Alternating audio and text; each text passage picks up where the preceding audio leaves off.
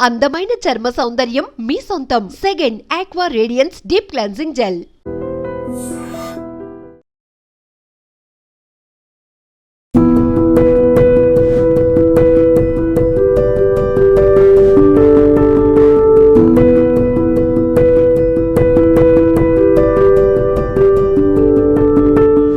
చినాబ్ వంతెన నిర్మాణంలో తెలుగు మహిళా ఇంజనీర్ 17 ఏళ్ల పాటు సేవలందించారు. అసలు ఎవరి మాధవీలత తెలుసుకునే విషయంపై ప్రతి ఒక్కరికి ఆసక్తి నెలకొంటుంది. ప్రపంచంలోనే అత్యంత ఎత్తైన చినాబ్ రైల్వే వంతెన ప్రారంభోత్సవం జరిగింది. తెలుగు మహిళ గాలి మాధవీలత ఈ ప్రాజెక్ట్ లో 17 ఏళ్ల పాటు కన్సల్టెంట్ గా పనిచేయటం గొప్ప విషయం. ఆమె రాక్ మెకానిక్స్ లో నిపుణురాలు. కొండలు, రాళ్ల స్వభావంపై పరిశోధనలు కూడా చేశారు. 100 ఏళ్ల కల నెరవేరిందని, ఈ ప్రాజెక్ట్ లో భాగం కావటం గర్వంగా ఉందంటున్నారామె. ఈ వంతెన ఈఫిల్ టవర్ కంటే ఎత్తుగా ఉండటం విశేషం. ప్రపంచంలోనే అత్యంత ఎత్తైన రైల్వే వంతెన చినాబ్ ను ప్రధాని మోదీ ప్రారంభించారు. జమ్మూ, శ్రీనగర్ ప్రాంతాలను కలిపే ఈ వంతెన నిర్మాణంలో అత్యాధునిక సాంకేతిక పరిజ్ఞానం ఉంది. ఇంజనీర్ల ప్రతిభ కూడా కీలకం. ఈ ఇంజనీర్ల బృందంలో తెలుగు మహిళ గాలి మాధవీలత పాత్ర కూడా ఉంది. ఆమె గత 17 ఏళ్లుగా ఈ ప్రాజెక్టు కోసం అంకితమయ్యారు. ఆంధ్రప్రదేశ్ కు చెందిన మాధవి చిన్నప్పటి నుంచి చదువులో రాణించారు. డాక్టర్ కావాలని లక్ష్యంగా పెట్టుకున్నారు. కానీ ఆమె కొన్ని కారణాల వల్ల బీటెక్ సివిల్ చేయాల్సొచ్చింది.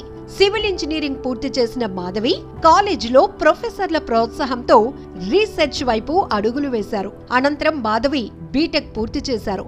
అలా రీసెర్చ్ వైపు కొనసాగిన ప్రయాణంలో ఐఐటి మద్రాస్ నుంచి పీహెచ్డీ పూర్తి చేశారు. పీహెచ్డీ తర్వాత ఏడాది పాటు ఐఐటి గౌహతిలో అసిస్టెంట్ ప్రొఫెసర్ గా విధులు నిర్వహించారు. అనంతరం 2003లో బెంగళూరులోని ఇండియన్ ఇన్స్టిట్యూట్ ఆఫ్ సైన్స్ లో జియో టెక్నికల్ ఇంజనీరింగ్ ప్రొఫెసర్ గా 2 years పనిచేశారు. అక్కడి నుంచి చినాబ్ రైల్వే బ్రిడ్జ్ ప్రాజెక్ట్ లో చేరారు.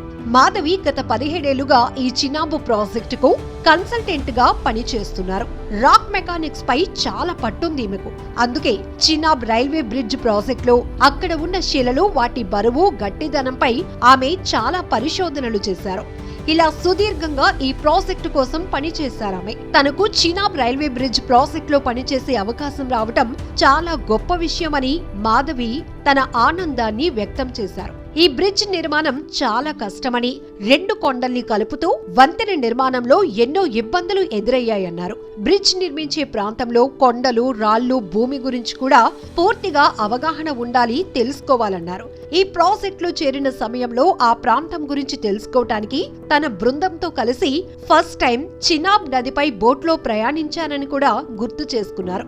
ఈ బ్రిడ్జ్ నిర్మాణం చేసిన ప్రాంతంపై అధ్యయనం చేశామని, కొండలు కూడా ఎక్కామన్నారు. ప్రకృతి వైపరీత్యాలు సంభవించినా ఇబ్బంది లేకుండా కొండ చర్యలు విరుగుపడే ప్రమాదాన్ని తగ్గించేలా ఈ బ్రిడ్జ్ నిర్మాణం ఉంటుందన్నారు. అక్కడి పరిస్థితులకు తగిన విధంగా ఎప్పటికప్పుడు తమ ఆలోచనలు మార్చుకున్నామన్నారు. మొత్తానికి 100 ఏళ్ల కల నెరవేర్చామని, దేశం గర్వించదగ్గ ఈ ప్రాజెక్ట్ లో తను కూడా భాగం కావటం ఒక అదృష్టంగా భావిస్తున్నానని, చాలా గర్వంగా ఉందని అంటున్నారు. అంతేకాదు 2021లో మాధవికి ఆజాదీ కా అమృత్ మహోత్సవం వేడుకల్లో భాగంగా ఐఐఎస్సి ప్రకటించిన 75 మంది స్టెమ్ మహిళా నిపుణుల జాబితాలో చోటు దక్కింది. చినాబ్ వంతెన నమూనా, దాని నిర్మాణ శైలి చాలా భిన్నంగా ఉంటాయి. వాస్తవానికి 137 సంవత్సరాల క్రితం బ్రిటిష్ వారి రూలింగ్ లోనే ఈ రైల్వే లైన్ ఆలోచన తెరపైకొచ్చింది. 2002లో నిర్మాణ పనులు ప్రారంభించగా మొత్తానికి 20 ఏళ్ల తర్వాత ఈ ప్రాజెక్ట్ కంప్లీట్ అయింది. ప్రపంచంలోనే అతి ఎత్తైన రైల్వే బ్రిడ్జ్ గా చినాబ్ ఉక్కు వంతెనకు గుర్తింపు ఉంది. ఈ బ్రిడ్జ్ ఎత్తు ఈఫిల్ టవర్ కంటే 35 మీటర్లు ఎక్కువ. ఈ బ్రిడ్జ్ నిర్మాణానికి ఉపయోగించిన ఐరన్ దాదాపు 4 ఈఫిల్ టవర్స్ నిర్మాణానికి ఉపయోగించిన ఉక్కుతో ఈక్వల్ అంట. అలాగే దాదాపు 120 ఏళ్లు బలంగా ఉండేలా ఈ వంతెన నిర్మాణం జరిగింది. ప్రపంచంలోనే అత్యంత ఎత్తైన రైల్వే వంతెన చినాబ్ నిర్మాణంలో మన తెలుగు మహిళ మాధవి గారి కృషి అభినందనీయం. మరి ఆమె నైపుణ్యం, పనితీరు పట్ల మీరేమంటున్నారో కామెంట్ చేయండి.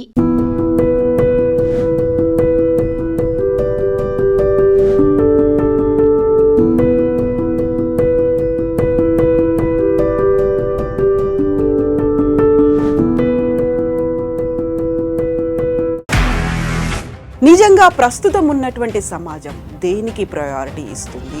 ఆర్థిక సంబంధాల చుట్టూ మాత్రమే తిరుగుతోంది. మళ్ళీ ఎన్నికలంగానే చాలా విరక్తి కలుగుతాను. మంచి అనిపిస్తుంది కదా, లేడీస్ కూడా ఛాలెంజింగ్ జాబ్స్ చేసినప్పుడు చాలా బాగుంటది. ట్రాఫిక్ అసిస్టెంట్స్ గా నియమించిన ట్రాన్స్జెండర్స్ అందరితో సాల్యూట్ చేయించుకుంటున్నారు. ఫుడ్ డెలివరీ ఇవ్వటానికి వెళ్ళినటువంటి డెలివరీ బాయ్ అనిల్ పై కళ్ళ ముందు